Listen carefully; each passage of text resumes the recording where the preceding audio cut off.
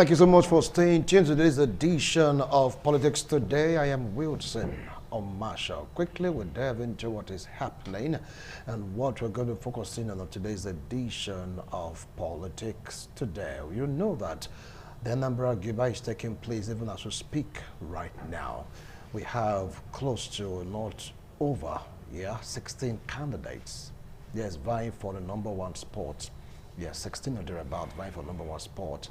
Parties, a candidate, about like talking about it, saying it's going to be a clash of the titans in the sense that Governor Chukwuma Soludo has sworn allegiance to the APC, to Bola Ahmed Tinubu, but in a sudden twist, or turn so to speak, APCOs in Anambra State, they are fielding, yes, Nicholas Ukachukwu.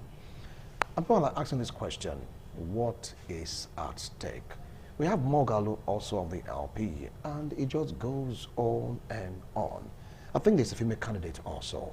But the big question now is, with all these heavyweights, all these power brokers, so to speak, in Anambra State, vying for a single position, which is the government house of the #1 man of that particular state, how do you think that coming out in this election will be a good testament for the INEC chairman? That is the angle to this particular discussion. Yeah, these are the three power brokers, Soludo, Moghalu, Ukachukwu. We have 13 orders or 14 orders, power brokers. But with me here in the studio to talk about this, I have Professor Anthony Ijewere. Prof, thank you so much for joining us on this platform, Prof. It's a great pleasure to be here.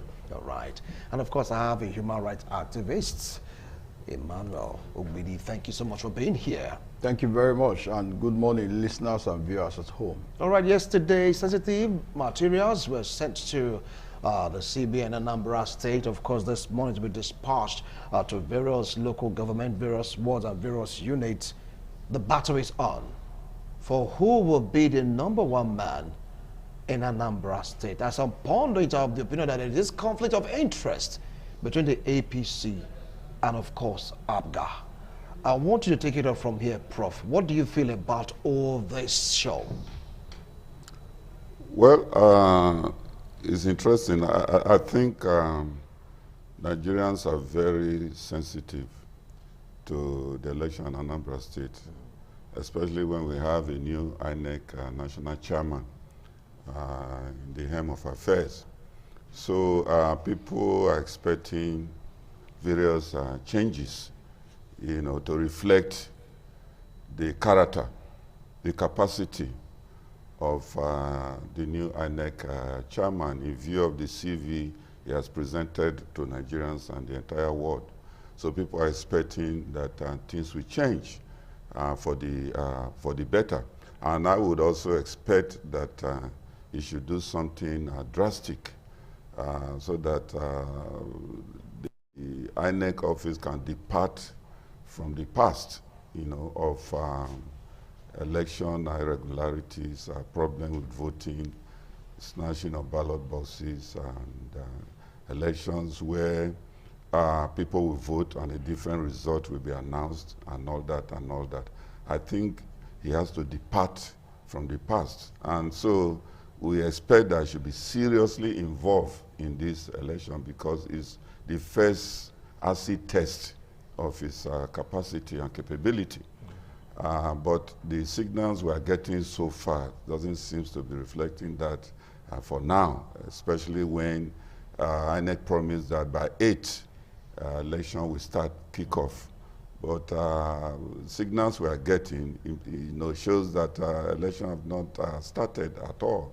So I don't think that's a good development for a new man in the helms of affairs of INEC. I think as we progress in this discussion, we shall look at other aspects. Well, what do you feel about this particular arrangement? Talked about acid test for Amopita, but like saying that beyond Amopita, it is in the hands of Anambarians to make sure that this election is what is onions. Okay, thank you very much. The fact still remains that the Anambra election is not we are not going to be seeing much difference from other off-cycle elections that have been held even in the time of the last administration of Mahmoud. He is just coming in, and majority of the things that have been put in place were not put by him. It's just to, oversee these, events of the election. One thing is still very sure is that the issue of the build-up to the elections of today's election in Anambra State suggests the fact that majority of Nigerians still do not have confidence in our electoral umpire and the electoral system. And that suggests the fact that many are going to be boycotting the election. There will be low turnout of voters, as speculators are projected to have about 11% of total registered voters in Anambra coming out. The issue of insecurity is there, and in a lot of places in Anambra, people are still very much afraid, because of the build-up and all of the tensions.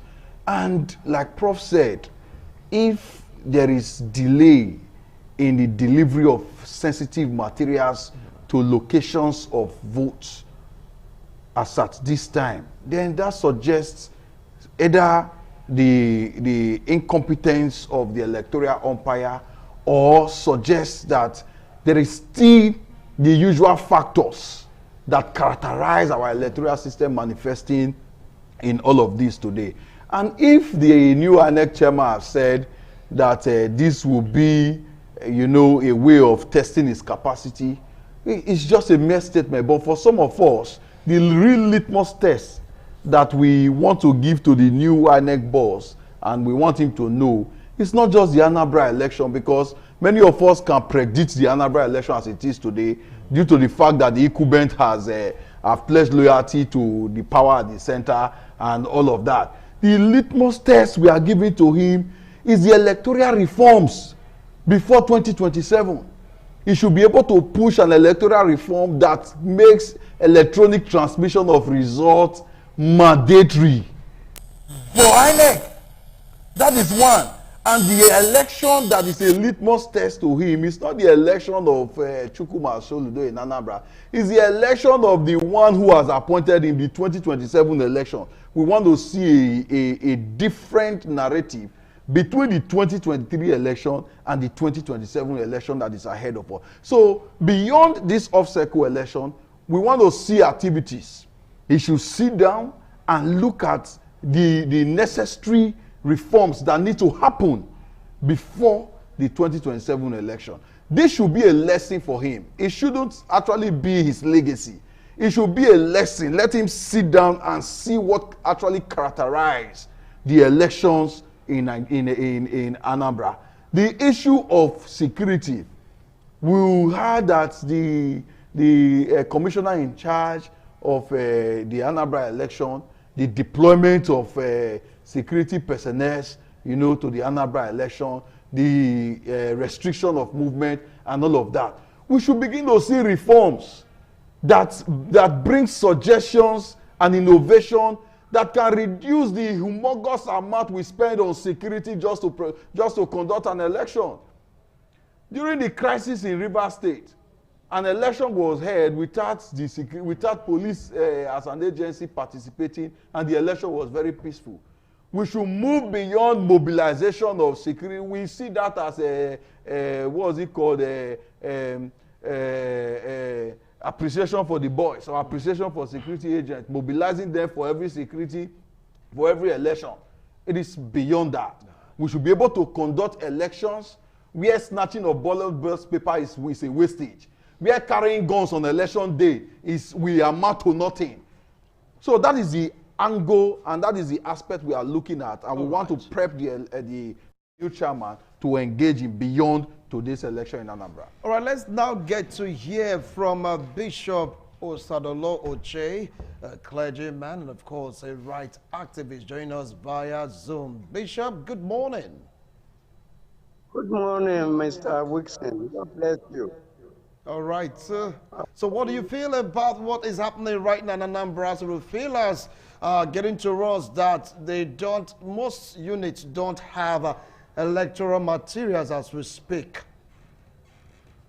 Well, I will not be indifferent from what my colleagues have just said, that maybe there is a hand of Esau and the voice of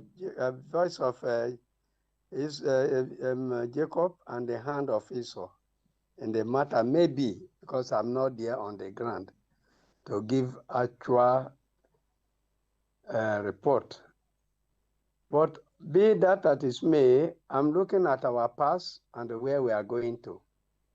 That in our past, people do snatch buses, people run into the bush to write result and submit. But I think we have gone past that one now. That if you snatch bus, you have not done anything at all, because the whole thing is computerized. So if they are using beavers to accredit and to vote, we're expecting that the beavers should tell us the truth and nothing but the truth. By the officers of the INEC who are appointed as ad hoc staff doing what is properly in the guideline given to them. They were all trained, and they said, no, that whatever they do today is a thorn they have caught and thrown to the front. If they don't watch, the thorn will harm them. If they watch, they'll be able to overcome the thorn. So the Anambra State election, from what I'm getting, is that INEC staffs are on the ground, but the only persons that are not yet there in some unit is security agent and the people that are going to cast their vote. What that point to, as far as my brain can carry me, is that they have lost confidence on the Anambra election because of insecurity. Nobody wants to gamble with his own dear life given to him by God and God alone. So if that is the position, it is now becoming watch and look and watch before you take step.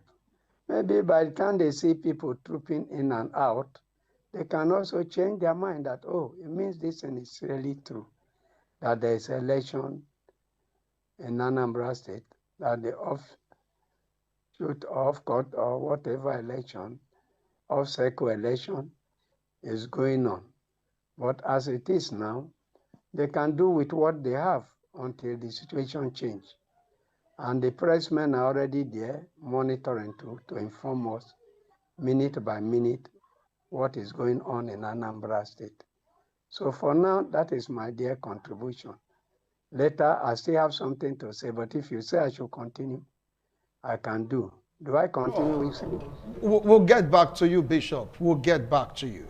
We'll get back to you. Now, let me come to, let me go right out to Professor Anthony Jimore. Let me take a look at the situation right now in Anambra State. Yes, some of the opinion that ballot papers are not in some units. Others are saying that they have these high voters apathy, so to speak. Now, putting all these factors together, do you feel that Anambra election, knowing fully well that INEC is on the ground, but voters are not on the ground, it is going to be the true test for the new INEC boss? You see, Wilson, that's what I said earlier. You see, when the new INEC chairman boss was, after his meeting with the President Tinubu, and when he came out, press people took him up and now say, hi, how is it going to look like? In fact, they specifically pointed out Anambra's case, that the next election was his plan for the election. And he said, I've not been briefed. By the time he's briefed, they will be in a better position to know what to do and how to, approach the election. So by implication, is assumed that by now, he should have been briefed. He should have been briefed. And if he has been briefed And I expect that he should put things in place to be able to ensure that a new sheriff in town is different from the old sheriffs in town, you know. And so there's no excuse of saying that he's still new on the job, therefore, you know, we expect that there have to be some bottleneck. No, no, no, no, because of all the people government had in mind, they saw him as the most capable, you know, to lead the INEC, agency. So if he's the one that is most capable, then he should be able to do his own work. And coming to your question specifically, I think by now, we expect that the government should put the right security in place. The voter apathy, we are not too surprised in view of these, activities of IPOB, BSN, and the rest of IPOB them. and the rest of them, you know, because we all know what they're agitating for. They're agitating for different countries entirely. And so conducting election by the Nigerian state, you know, may not be too comfortable with them, you know, because of the Biafra agitation. So we expect that government should know this, our security agents should know this, and put the right security architecture in place to checkmate it. And so that is one aspect of the security. So, and I believe that government should do much in that direction to give assurance to voters. Then the second aspect is the fact that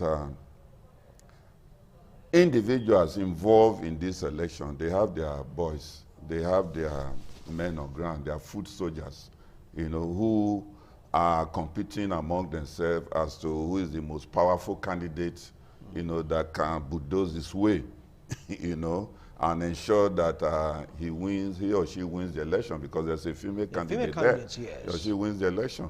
And so in that case, they use a lot of what? Finance to be able to achieve it, you know.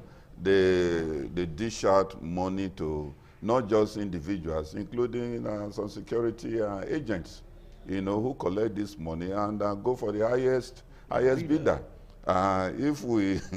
If the courts, though there may not be exact evidence, we all know that the courts also, to some extent, also go for the highest bidder in this country. Oh, well, you just can't substantiate that. Yes, but that's why I said there's no but. Yeah. We all know I have in the alleged. Let me use the word alleged. Yes.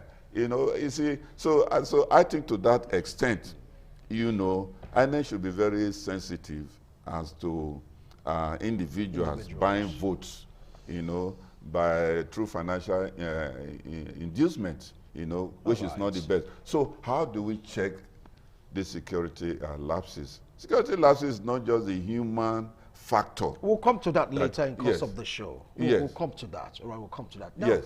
let's leave INEC, because we've spoken much about INEC. We will return after this break. We'll take a look at the candidate, because some of the opinion that this election is between APC and APGA. APGA, yes.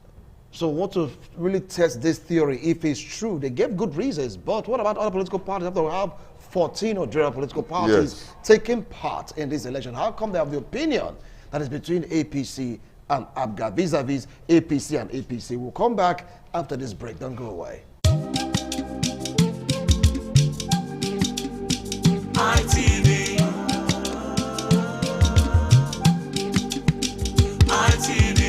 ITV, certainly the best.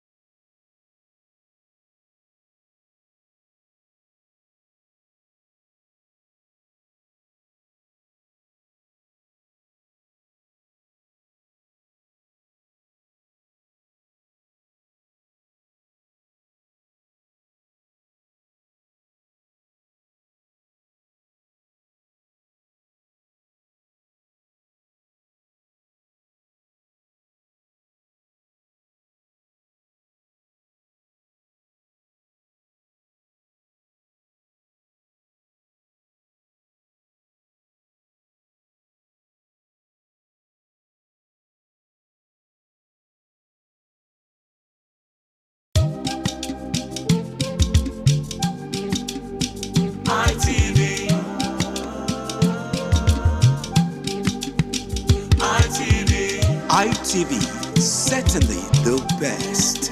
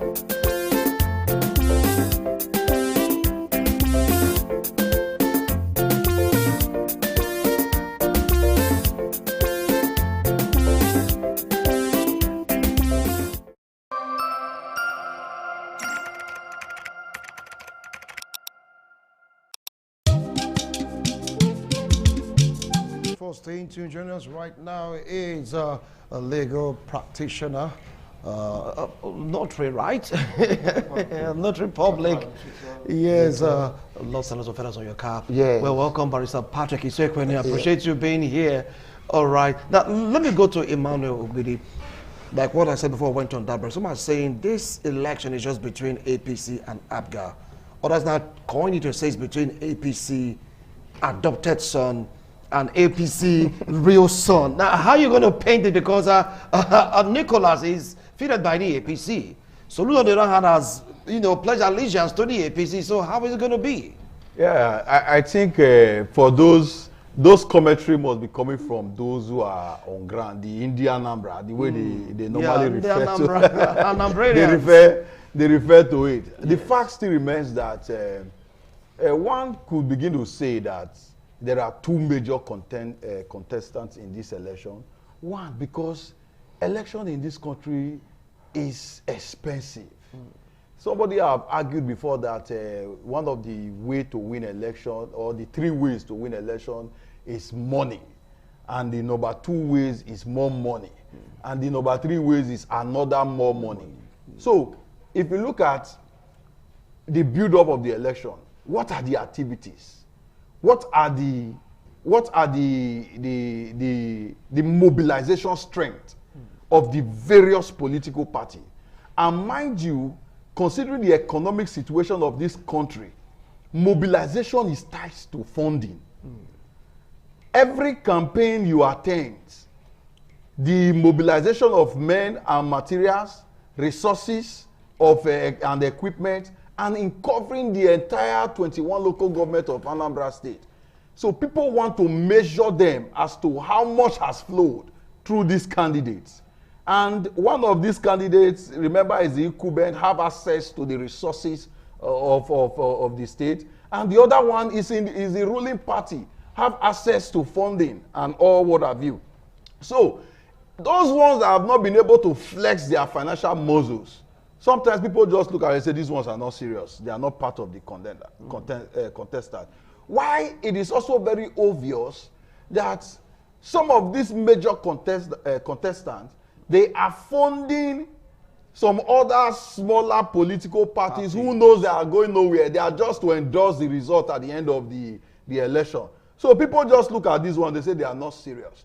And if you also look at the body language of the incumbent governor, vis-a-vis his relationship to Bola Ahmed Tinubu, many people will argue that he's tied to the apron strings of the federal government, hence referred to as the first son or the son, the political son, adopted son, or adopted son of Bola Ahmed Tinubu.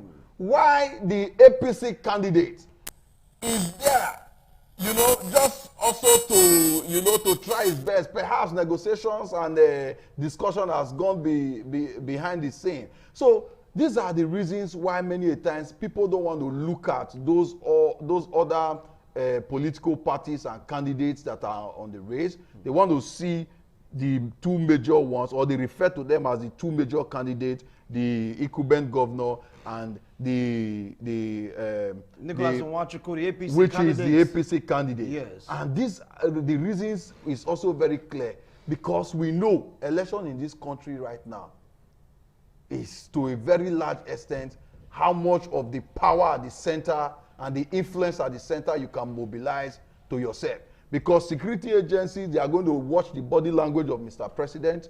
The INEC himself, they watch the body language of the ruling party. Some may not agree. Some may not agree with But the that points is, you're but that raising is, right but now. that is the reality. But that is the reality on ground. Whether they agree or not, we have seen that the major factors that now determine elections until reforms comes that can change the narrative. Right. Major factors that now determines election is the body language of Mr. President and the ruling party. But they may deny that, saying it's not true. I'll come back to you, Emmanuel Bidiwal.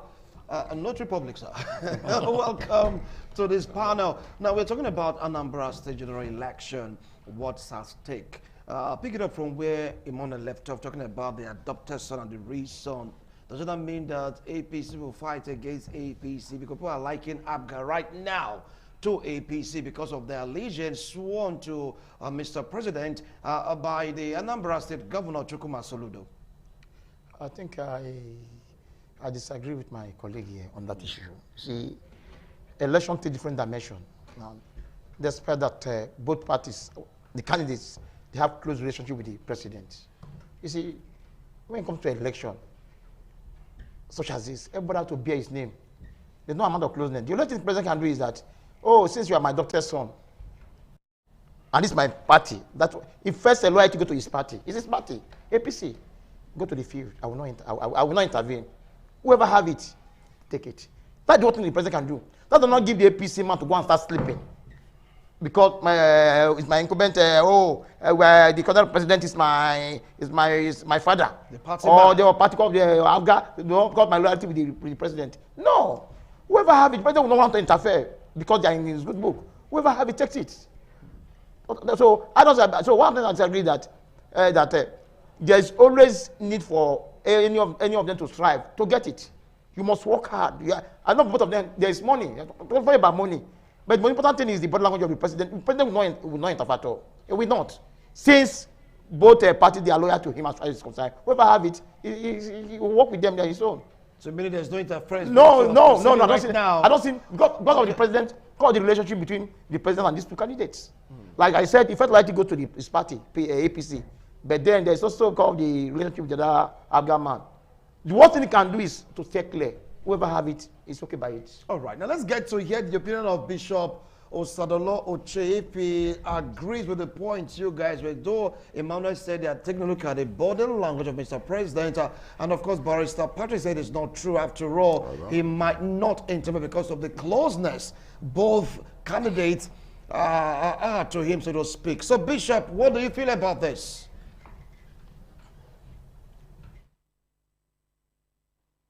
Patrick, it has been a while since last year.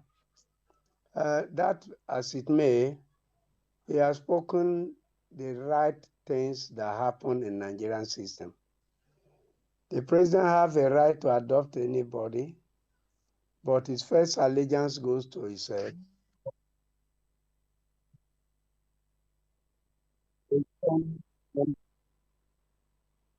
and after his candidate before any other person. So that is the basic truth.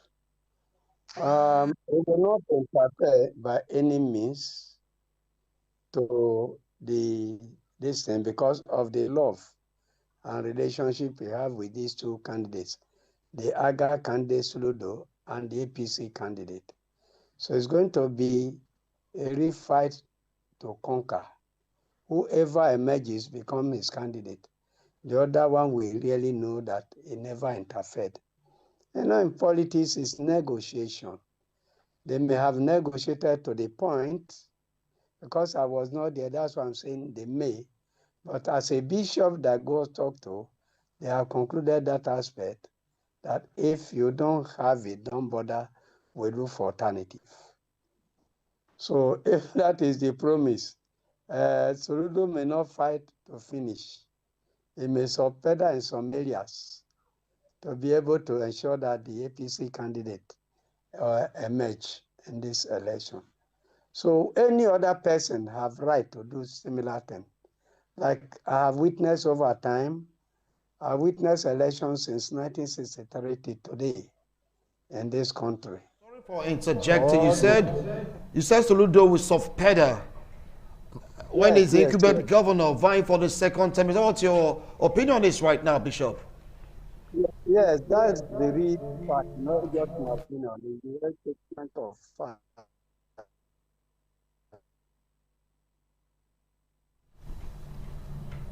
Are you there, Bishop? Bishop, are you there? All right, when we establish contact with Bishop, definitely we'll continue. There's a controversy here who we're sitting right now. Bishop said Soludo might just step down, soft pedal before the APC.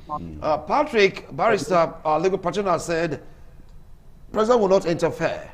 While Emmanuel said that, look, they are looking at the body language of Mr. President. Prof, what's your take on this? You see, let's be real. Even though NBC is controlling whatever we say here, but let's be realistic. No, they don't control, they regulate. They're doing their job. Okay, they regulate. They're doing their job. Okay, whatever. All right. Okay. Let's be realistic with this situation. Afghan, if you look at the trend of elections in Anambra State, they have not lost election once. Yes. So that is fundamental. They've not lost any election once. And so, by implication, Soludo have an edge in that area. And so it will be difficult for any other political party to go there and win election, but it's not impossible. But we are saying that this Afghan thing is also attached to the former great leader of Biafra, Odumegwu Ojukwu, and they believe somehow that is the political party he has anointed. And in view of that, the average Anambarian believe that when any person that's vying for the position of governorship, is as good as you will get it, because these are the people that are going to do the voting anyway. It's like their own party. Yes, it's their own party at the end of the day, So if you take that into consideration, it's going to be difficult for any other political party, to defeat the incumbent governor, not because in view of his performance, but in view of the fact that that party has a traditional background, of the people. But we're also aware that the president must have an interest, because his own party is also contesting the election. We remember in the case of Edo, the statement that was made by the president. I said, look, do you people want Edo State? And the people said, of course, the people said, why not? Yes, they are not that. And we know the implication of that statement. So we say there's a political campaign strategy. Well, yes, a political campaign strategy. But at the end of the day, we all saw what happened. But let's leave matter for Matthias. The point I'm still making is that the incumbent president has an interest. And there's no election in Nigeria that is free and fair. It's very difficult. There's no election in Nigeria that is free and fair. Let's take that home. It is very, very clear. Right. And that is why we are saying, Wilson, that the best way to cut off all these election problems, malpractices, and the real individual not winning, is to put revive the electoral system, put this system in place that will check rigging, that will check influence of the ruling party, that will check the power of money And what are we talking about? Electoral voting system. And it should really be implemented. Yes, it will really be implemented. Thank you. You know, not at the end of the, while in the process of implementing it, you say glitches. All right, thank you. Know, and all that and all that. Thank you so much. Well, right now, we have to drop this ball here right now. Not to worry, viewers, we're going to dive into more of this tomorrow on TMI. Yes, we'll do that tomorrow extensively. I know you have two things to talk about today. I know you have so much points to make. You have so much points to make. That I know. But right now, we want to go for a break. When we return, it's all about security situation in Nigeria. We just can't overrule it. Yes, Trump is still mapping out strategy. Saying it's going to be sweet, vicious, fast. If Nigerian government do not take heed. We'll be right back after this break. Don't go.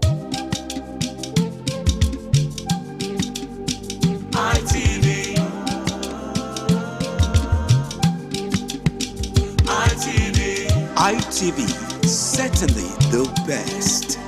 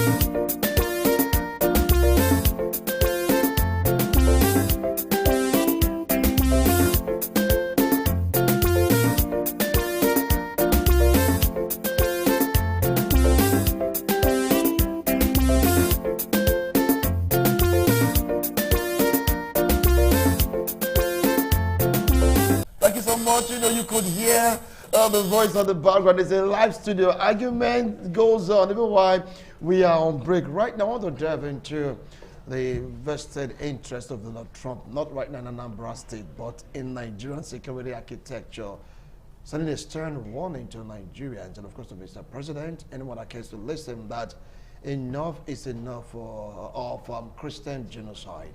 That if something is not done, they're going to come, gone, ablaze, fast, vicious, and don't forget the sweet part he talked about. So, Emmanuel, has he got into that yet? I think it's beyond that, actually. Because the truth still remains that I don't know why our politicians have refused to take responsibility or political leadership in this country, whether at the national or sub-national level. The statement of Donald Trump said, that the president of this country should do something very fast, and if they do not, whichever way Donald Trump has put the issue of insecurity in this country, the question is, are Nigerians dying? Are Nigerians being slaughtered? Are Nigerians being killed and maimed in this country? Whether somebody is saying is Christian, or somebody is saying is Muslim, or somebody is saying is unbeliever that do not believe in anything. The question is, are Nigerians dying? And if it's true that Nigerians are dying, then it should be a grave concern, whether it's Christian, whether it's Muslim, because everybody will put their interest forward. If you decide to use the word Christians, if you decide to use the word Muslim, the question is, are your people, as Nigerian president, are your citizens dying? Are your citizens suffering insecurity in this country? For the past decades, we have suffered series of insecurity, ranging from Boko Haram to Fulani herdsmen, to bandits, to whatsoever you call it. And many people have tried to give it different kind of coloration. What is the meaning of Fulani herdsmen? You don't need to attach crime to an ethnic nationality. I was coming to that already. If an herdsman commits a crime, deal with him as a Nigerian. If the punishment is killing, let him be killed. If the punishment is jail term, let him be jailed. Why are we now putting on the toga of certain ethnic nationality to give a sense or a narrative that this set of people are untouchable? At a time in this country, it was safer to kill. It was as if you kill a human being, nothing will happen. But if you kill a cow in this country, everything will happen to you. It is not yesterday. We've had issues in Benue. Communities are sacked. Christian communities are sacked and worshippers are killed. In Jos, the same thing. In Southern Kaduna, but don't we know the crisis. Muslims also I'm coming there. I'm coming there. Now we have series of these killings both within the Christian community and also in the Muslim community. But nobody can argue enough that one aspect has been more hit, has more or a greater casualties in all of this. The government in itself, as Nigerian government, might not be responsible or is not responsible for the killing of one aspect of this religious inclination, as is to be put. Right. But the fight and the insecurity is more affecting a particular aspect. And let's leave all of those things, and let's tackle the issues. Security situation. Thank you.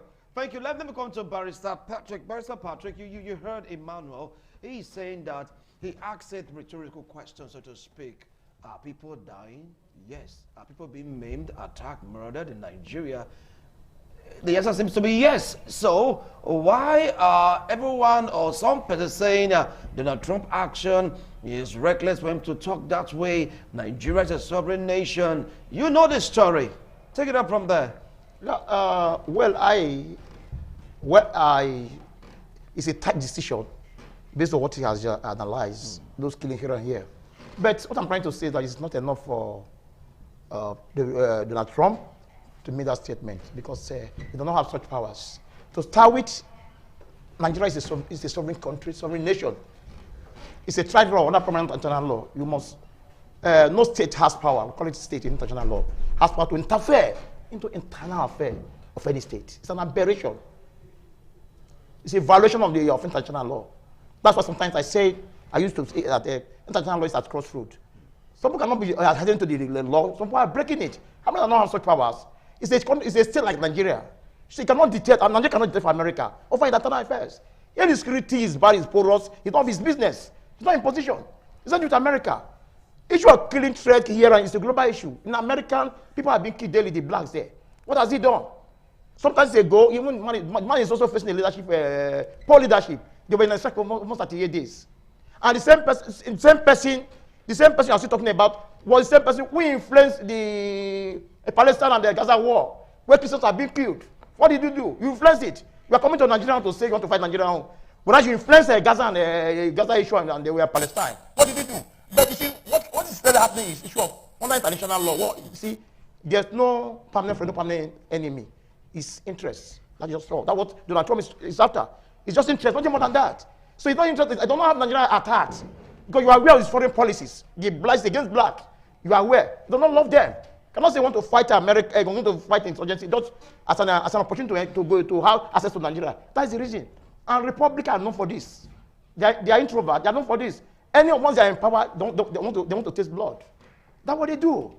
So coming here to say want to fight for you is all to do with international religious and economic politics. Okay. Political in the sense that you want to take over control of Nigeria.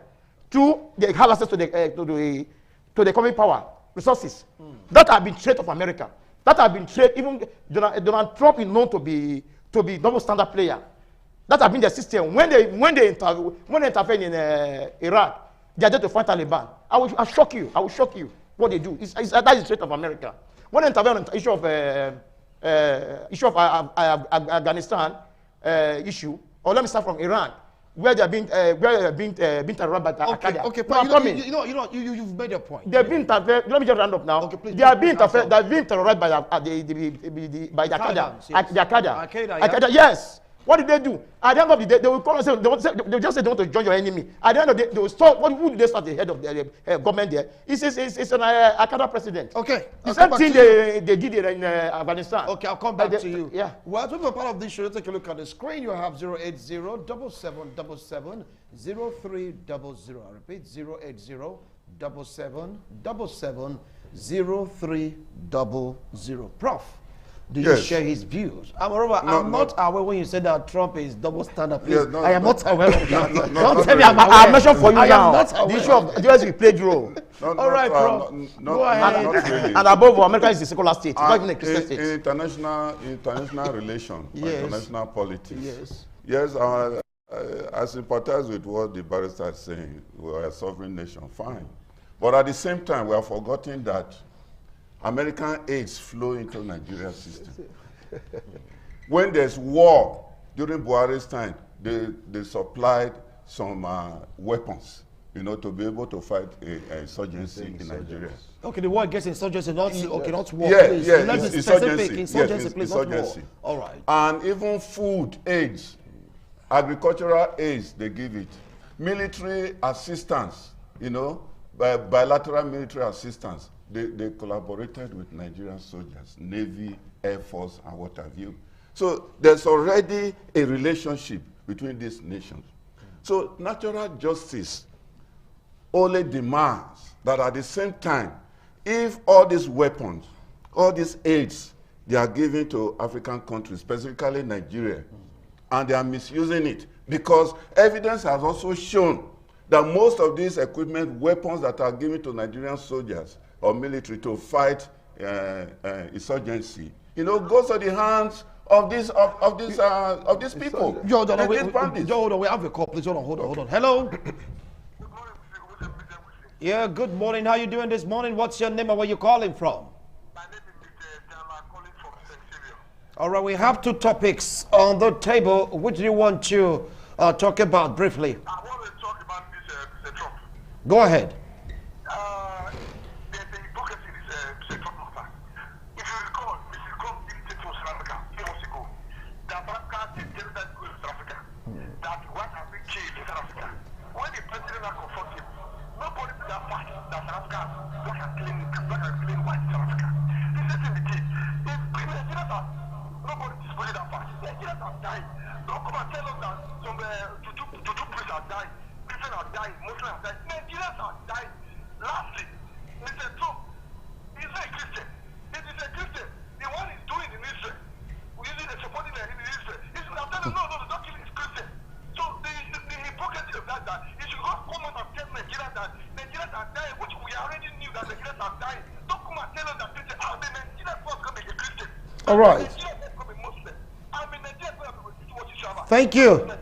Yeah. Thank you so much. You have spoken his mind. So, Prof, please continue. So like I was saying, so it is only natural that if these weapons they have given, is found in the hands of those they are trying to fight, so natural that they will not come in and say, hey, what is happening? You asked for military assistance and we gave it to you. Why are you now why are these equipment, weapons found in the hands of the enemies? So, and let's get one point very, very clear here.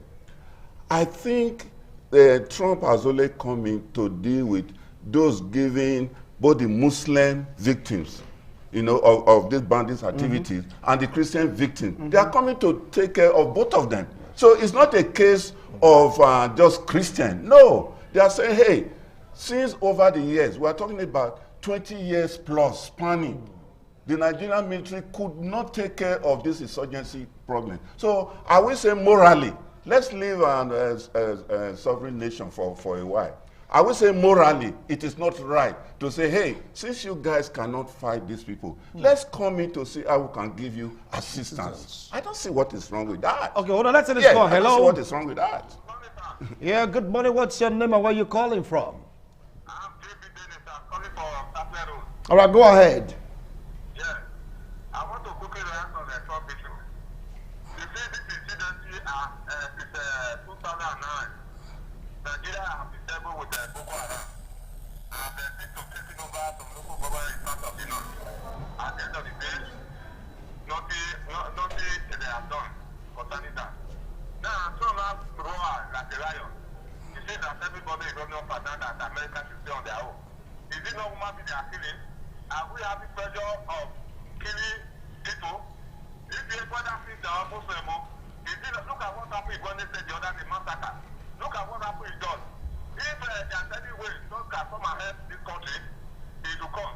But if it is money, maybe don't say you want to bring kilos of naira now, they will embrace it. When that is said that they want to come and do it by themselves, we want it to come. That's just my conclusion.